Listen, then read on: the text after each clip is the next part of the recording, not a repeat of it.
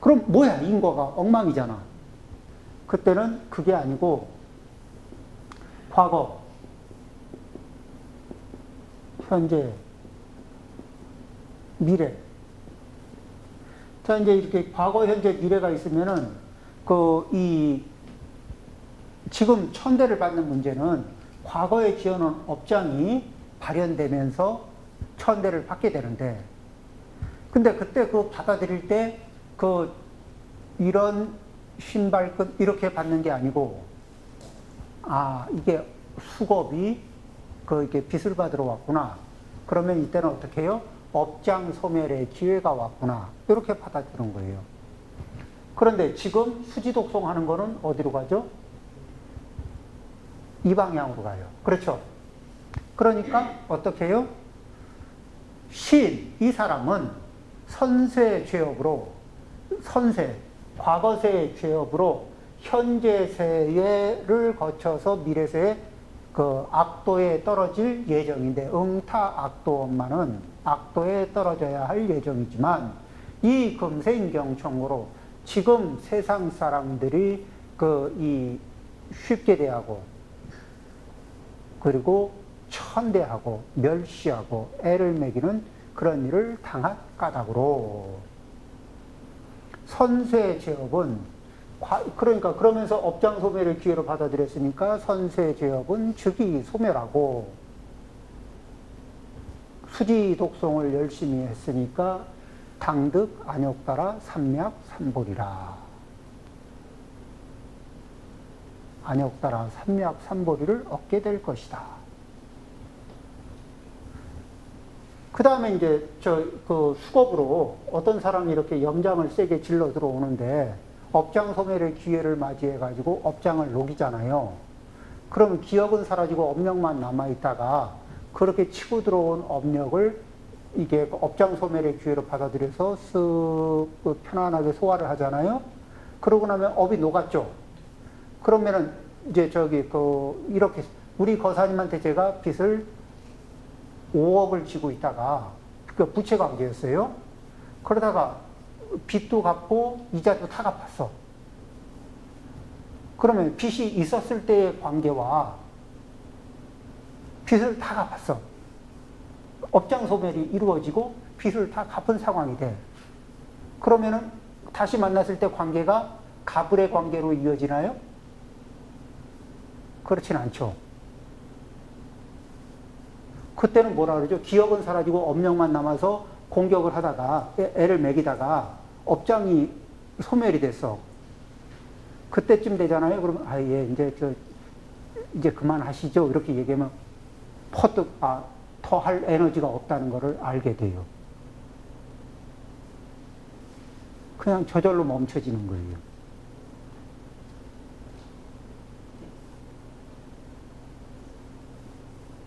그리고는 무슨 생각이 드냐면은, 내가 이게 지금 무슨 짓을 한 거지? 내가 왜 저 사람을 저렇게 괴롭혔지? 이상하네?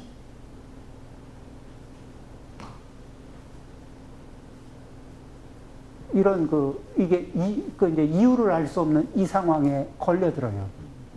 그러겠죠? 자, 그러니까, 자, 요런 정도의 감각을 가지면은, 만약 중상이나 모욕이나 중상을 당했다면 171쪽이죠. 그 사람이 은인으로서 자신에게 선물을 주기 위하여 왔음을 기억해야 한다. 무슨 말인지 이게 이제 이해가 되죠? 이러한 친절을 배은 망덕으로 갚을 순 없다. 같이 와다다닥 받아치면서, 첫째, 그들은 나의 수행 수준을 시험하기 위하여 왔다. 그러니까 자, 이렇게 사실에 근거해서 나의 수행 수준을 높여주기 위해서 올 수도 있고, 그 다음에 자기의 업장이 발현된 것은, 그 사람은 자기의 업장이 발현됐거든? 그러면 그때 나는 편안하게 인내하는 능력. 그 다음에 두 번째, 수겁의 발현일 때도 업장 소멸하면서 인내하는 능력을 키우는 거예요. 물론 내가 못 알아차린 걸 알아차리고 알아차렸더라도 결단력이 부족한 것을 그 에너지를, 상대방의 에너지를 빌려서 처리하면서도, 그러면서도 뭐예요? 사실은 이런 일을 해내려면 인내가 필요해요. 인내의 능력이. 이런 인내의 능력을 자연스럽게 쓸 수 있도록 계기를 마련해주고, 인내의 기준치를, 내가 쓸 수 있는 그 수준치를 자꾸 높여주는 이런 분들의 힘을 타고 나는 인내력을 굉장히 높입니다. 인내력이 높아지면 어떤 효과가 있느냐? 면역 능력이 좋은 사람은 어지간한 바이러스가 내 옆을 스치고 지나가도 별로 타격이 없죠. 마찬가지로 인내력의 수치가 상당히 높은 분들은 별일을 당해도 그게 자기 업장이 발현이 돼서 뭐 어떻게 배가 뭐 이렇게 뭐를 해도 저 당신 일이지 뭐, 당신이 업장이, 당신이 속이 아픈 거지 뭐, 뭐 이러면서 왜 그냥 편안하게 넘어가는 거 있잖아요. 부처님이 어떻게 저기 누구에게 선물을 줬는데 당신이 그분이 안 받으면 선물은 누구 겁니까? 당연히 제 거죠. 마찬가지로 당신의 선물을 일도 안 받았습니다. 뭐 이렇게 말할 수 있는 여유가 생기는 거예요. 그런데 속이 뒤집히고 흔들리면 그게 안 되죠. 그러니까 인내력의 힘은 편안하게 이렇게 인내할 수 있는 힘은 우리 체내에 이렇게 면역 능력이 하고 이렇게 비교를 해보면 이렇게 이해하기가 좀 쉬울 거예요. 그러겠죠?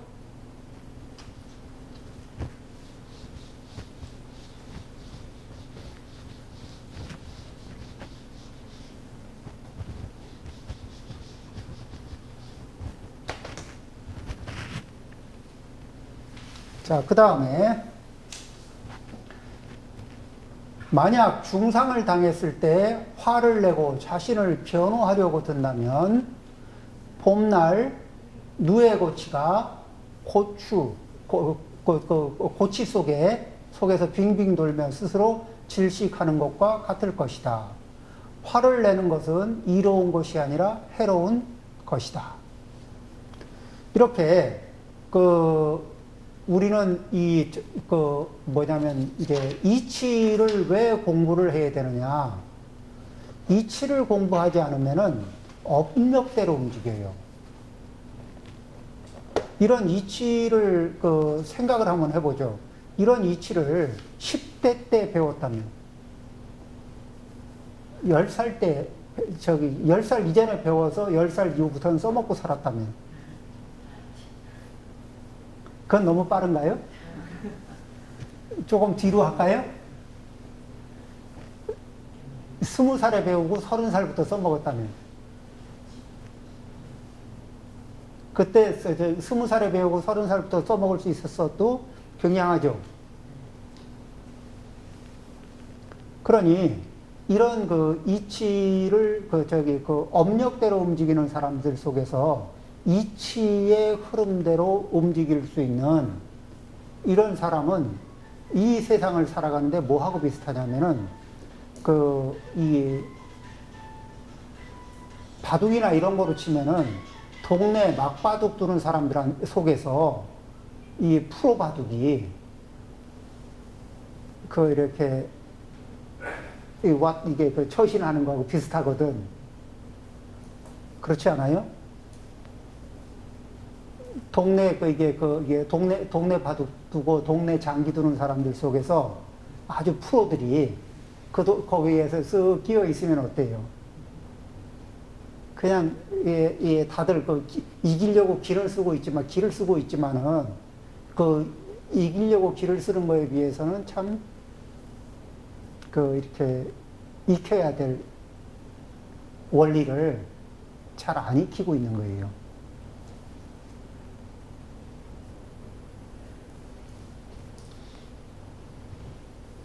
자, 172쪽을 한번 보겠습니다. 두 번째 중요한 수행은 인욕바람이고 이것은 복을 유지하게 해준다. 만약 고시를 행하여 복을 얻었으나 이 두 번째 바람이를 행하지 않으면 복을 잃게 될 것이다. 금강경에 모든 것이 인욕으로부터 얻어진다고 했다. 세속적이든 불교적이든 자신이 성취한 바를 지키기 위하여 인욕을 해야 한다. 자, 그러면 이제 어떤 게 있냐면은 이런 거를 한번 보죠. 우리는 이게 공덕과 복덕. 그럼 이제 공덕은 개정인데 이 개정에 그러니까 우리가 살고 있는 지옥아기 축생에서부터 이렇게 쭉 해서 여러 가지 층이 있잖아요. 그런데 개의 순도가 지옥아기 축생 이런데 인간도에서는 뭐예요? 이 개의 청정도가 높으면 높을수록 청정도가 높으면 높을수록 윗줄에 태어날 가능성이 높죠. 그리고 어디에 살았든지 개의 청정도가 낮으면 낮을수록 아래쪽으로 갈 가능성이 높아지죠. 그래서 그 다음에 욕계를 벗어나서 색계 이상부터는 뭐죠? 선정력의 힘이 높으면 높을수록 위로 가고, 선정력의 힘이 약하면 아래로 내려오고, 이렇게 되는 거예요. 그런데 이 해의 순도가 좋아지면은 3계를 벗어나는 거예요. 그러면은 수행을 했는데 3계를 못 벗어났다는 얘기는 이 해의 힘이 작동이 잘 안 됐다는 얘기죠. 그리고 불법은 이 3계를 벗어나는 이 해의 작용이 원활하게 그렇게 만드는 그런 작용을 합니다. 해가 작동되는 자리는 어디죠? 정견. 정견이 작동되면 아직 3계에서 벗어나지 못했지만 3계에서 벗어날 이렇게 예약표를 받아놓은 거예요. 그러면 그게 뭐죠? 수다원. 수다원은 정견이 갖추어진 분인데 수다원은 아직 3계를 벗어나지 못했지만 3계를 벗어날 예약표를 저거하고 같죠. 아직 서울에 도착은 못했는데 이 KTX 열차표를 가지고 열차를 타고 있는 거야. 그리고 열차는 서울을 향해서 달려가고 있어요. 그럼 아직은 서울하고 거리가 좀 제법 멀지만 서울에 들어가는 것은 시간 문제가 되는 거예요. 그러죠? 자, 그러면 이제 복덕이라는 건 뭐냐면은 그 중에서 어느 수준에 우리가 이제 공덕이 결정이 되잖아요. 그럼 그 차원에 가서 태어나게 되거든. 다음 생엔. 그러면 거기서 태어났을 때 요 안을 인테리어 할 수 있는 업력. 그러니까 복이 많으면 여유 있게 인테리어를 할 거고, 복이 딸리면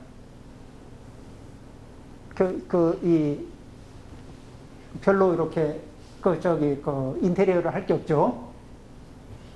자, 이제 그러면은 복도 필요하죠. 근데 자, 복만 필요한가요? 아니면 공덕이 필요한가? 어떻게 아래쪽으로 가서 복을 많이 누리면은 애완견도 가능하고, 그렇죠. 굉장히 이 사랑받는 있잖아요. 사람보다 보통 더 많은 호사를 누리지만 그래봐야 애완동물이지 뭐. 자, 차원을 높이고 거기에 복덕을 풀로 갖추고. 그래서 이 복덕을 갖추는데, 그런데 뭐냐면은 화를 내잖아요. 화를 내면은 안정력이 유지될까? 무너질까? 자, 화를 내는 마음에서는 이게 고요함을 기반한 안정력이 유지돼요? 무너져요? 그럼 막 한참 많이 올라갔더라도 화를 내는 분은 무너지죠.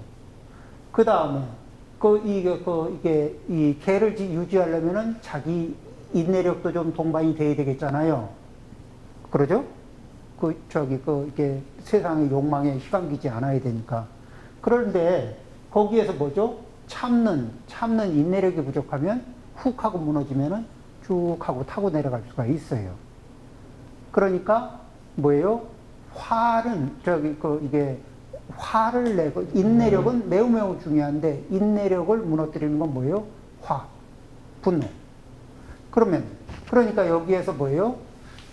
이 두 번째 중요한 수행은 처음에 중요한 건 뭐예요? 복덕과 공덕을 닦는 거예요. 그러겠죠? 복덕과 공덕을 닦는 거고, 그 다음에 중요한 건 뭐예요? 방어를 잘해야 돼. 세속적으로 말하면은 돈을 벌기도 잘 벌어야 되지만 잘 지킬 줄도 알아야 돼요. 망하는 사람이 돈을 못 벌어서 망하는 게 아니라 벌은 것을 지키지 못해서 망하는 경우도 있거든요. 많이 벌고 못 지켜서. 그렇죠? 두 번째로 중요한 수행은 인욕바람이고, 이것은 복을 유지하게 해준다. 만약 보시를 행하여 복을 얻었으나 이 두 번째 바람이를 행하지 않으면 복을 잃게 될 것이다. 그렇죠? 그래서 금강경은 모든 것이 인욕으로 얻어진다고 했다. 세속적이든 불교적이든 자신이 성취한 바를 지키기 위하여 인욕을 해야 한다. 그리고 이제 임종에 다다라서요. 임종에 다다라서 저 평생 연부를 했고, 임종 끝에 임종 다다라서 이제 이렇게 막 연부를 하고 있어. 근데 연부를 하다 말고 누가 건드린다고 뿔따구를 있는 힘껏 올리면서 숨이 끊어졌어. 그러면 마지막 남은 일념이 뭐죠? 뿔따구 에너지죠. 근데 이게 오근이 이렇게, 왜 이게 감관이 닫히잖아요. 그러면은 감관이 이렇게 쭉 닫혀 들어가기 이전에 마지막으로 일으켰던 그 생각이 감관이 닫히면서 아주 강하게 증폭을 하거든. 마지막 일념이 세게 증폭을 하거든. 근데 마지막 일념이 분노였으면 어떡하지? 그럼 분노의 에너지는 이렇게 극락으로 이게 링크가 걸릴까요? 아니면 아래쪽에 사막도 쪽하고 링크가 걸릴까? 한평생을 공부해서 마지막 일념을 처리를 못해서 또 이게 돌아 이상한 데 가서 이렇게 한 바퀴 또 코스를 도는 거는 많이 억울하죠? 자, 그 다음에요. 173쪽에 위에 보면은 깨달음을 이렇게 하는 자리가 있죠? 깨달음을 향하는 수행자의 길에서 업의 빚쟁이들이 가끔 문제를 일으키려고 한다. 왜냐하면 이들은 엄청난 보복심을 갖고 있기 때문이다. 수행을 잘하는 사람한테 수행을 잘해. 그 사람이 마치 수행을 잘해가지고 그 사람이 지금 우리나라에서 그 사람이 있는데 나한테 빚을 많이 진 사람이에요. 근데 그 사람이 상황이 잘 풀려가지고 우리나라 옛날에 한 60년도에 미국으로 이민 갈라 그래. 60년도라 치고 우리나라 상황. 미국으로 이민 갈라 그래. 근데 가버리면 난 따라갈 수 있어요, 없어요? 나는 못 따라가. 그러면 이게 내 마음에 맺힌 거는 어떡하겠어? 출국 날짜가 언제인지 봐가면서 출국하기 전에 어떡하든지 이게 건드려 보려고 이렇게 애를 쓰지 않겠어요? 불편하게 내가 불편했던 만큼 뭔가를 돌려주고 싶은 이게 마지막 그렇죠. 그러듯이 수행을 잘하면 이제 그 업력의 굴레로부터 벗어날 가능성이 열리잖아요. 그러면은 그때 업력의 빚쟁이들이 이게 비청산을 더 이상 미뤘다가는 비청산을 못할 것 같을 때 막 달려들거든. 그럼 뭐죠? 도고 마성. 이런 게 생길 수가 있죠. 자, 다시 읽어보겠습니다. 깨달음을 향하는 수행의 길에서 업의 빚쟁이들이 가끔 문제를 일으키려고 한다. 왜냐하면 그들은 엄청난 보복심을 갖고 있기 때문이다. 그들은 우리가 곧 수행에 성공할 것을 알고 있고, 또한 우리가 일단 성취하면 더 이상 보복할 기회를 가질 수 없음을 알고 있다. 따라서 그들은 우리의 진보를 우리가 이게 그 수행해서 성공하는 것을 막으려고 모든 짓을 할 것이다. 그리고 그들이 그렇게 하는 방법은 우리의 공덕의 숲을 태우도록 하는 것이다. 내가 내 공덕의 숲을 태우게 하는 거야. 그러려면 어떻게 해요? 내가 열불이 나서 불을 한번 뿜어야 되거든. 그렇죠? 그러나 만약 우리가 공덕을 파괴하지 않으려고 결심한다면, 그래서 어떻게 1번, 2번, 3번, 4번 어떤 경우에 걸려도 땡큐 감사합니다. 그리고 그 편안하게 넘길 수 있으면, 그러면 어떤 외부적 힘도 나의 공덕을 태울 수 없게 된다.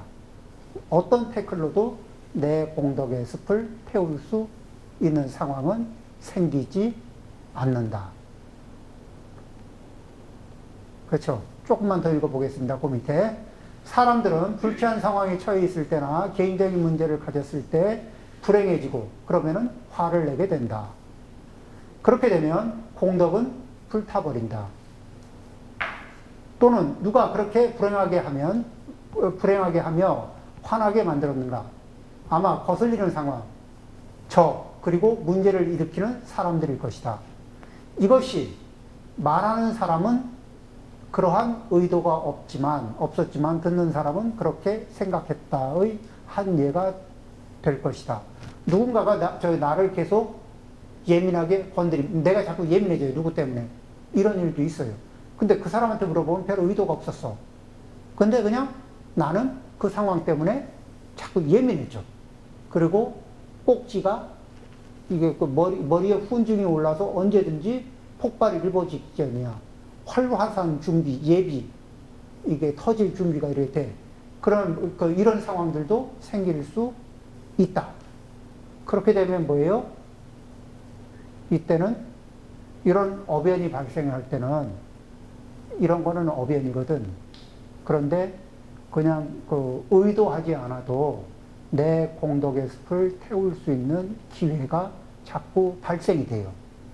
그때 그런 고비들을 어떻게 넘기느냐? 우리는 이런 거예요. 1단계를 넘기잖아요. 자, 이제 1단계를 넘기고 2단계를 넘기고 제가 업력을 지었는데 악업의 순도를 7단계 이상은 안 지었어. 근데 인내력의 순도 1단계로 시험하고 들어왔는데 넘겼어. 2단계도 넘겼어. 3단계, 4단계, 5단계, 6단계, 7단계도 넘기고 이 인내력의 수준이 8단계, 9단계로 가잖아요. 그럼 이제 더 이상 나를 침범할 장애는 없습니다.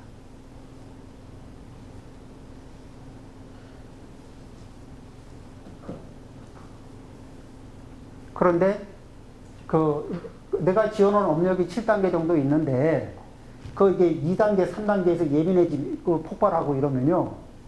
이게 업장을 넘어설 기회는 없죠. 수시로 만날 일이 많을 겁니다. 10분 쉬었다 하겠습니다.